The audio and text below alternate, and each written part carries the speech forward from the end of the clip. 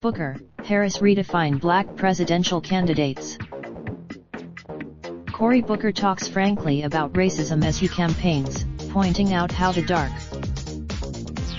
Kamala Harris bluntly tells supporters that racism is a potent force in society, saying Americans have for too long avoided confronting the awful. In 2019, more than a decade after the nation elected its first black president, and halfway through the term of a president who has faced non-stop accusations of racism, the two Democrats are redefining the black presidential candidate. In their tone, their words, where they travel and which audiences they choose, the senators have embraced their black identities and followers in ways unprecedented for mainstream presidential candidates. They stand in stark contrast to Barack Obama, who in his early 2008 campaign avoided talking about his race to the point that the biracial Illinois senator was awkwardly asked on national television when he decided to be black. After Obama, of course, was not merely a symbol to his legions of supporters. But while questioned as Booker and Harris have forcefully called out President Donald Trump, suggesting he's racist or outright saying it. In speeches and it's not only these Democrats who make bold declarations about race on the trail. Former Texas but candid talk about race has always been a risky calculation for those who aren't white, and it's especially so for black people, be it in the corporate office or on the presidential campaign trail. African. But today, obviously, Booker and Harris don't need to prove that a black candidate can be elected president. Obama's victory followed on the path-breaking efforts of other black candidates. In 1970, unlike those two and, for that matter, black Republicans Herman Cain in 2012 and Ben Carson in 2016, Harris and Booker are seen by pundits as top-tier contenders with more serious prospects of becoming president. While Democrats' overtures to black voters, a vital part of the party's base, are routine, the two campaigns' efforts are also a response to changing public perceptions around race and widespread opposition among racial minorities to the Trump administration. Polls have shown Americans increasingly see racism as a major problem. A Gallup survey, worse, just 18% of blacks said they were satisfied with how they're treated, down from 32% in 2016.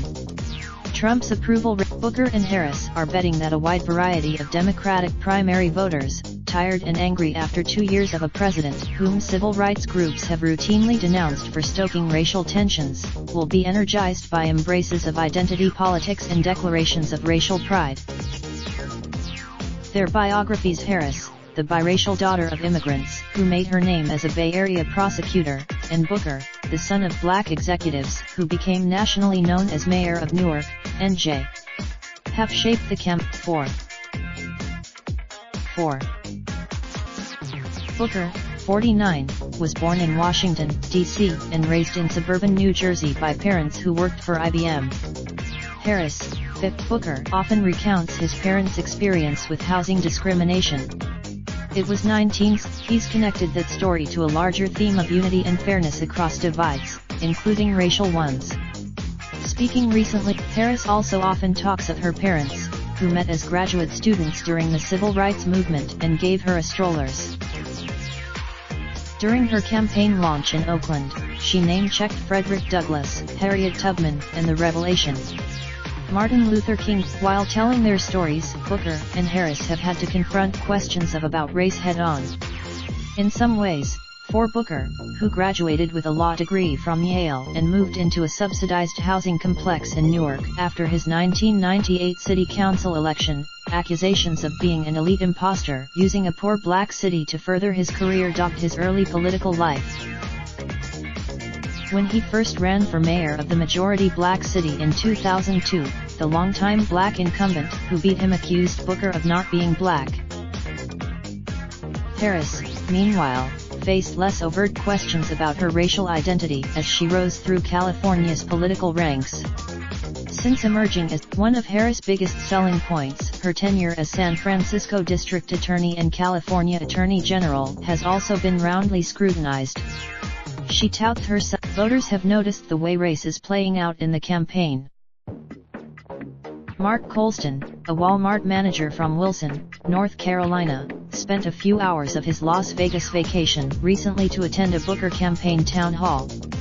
He said it's Simeon Talley, who was a field organizer for Obama in Iowa and now runs a politics podcast, interviewed Harris in Cedar Rapids recently after noticing cable analysts questioning the legitimacy of her black identity. He asked Harris replied that the question of Obama being black. Staff writers Mark Z. Barabak and Michael Finnegan contributed to this report. Visit the Los Angeles Times @ Raindrop, drop top, smoking, no cooking the hot pot. Fucking on your bitch, yeah, that. Looking up.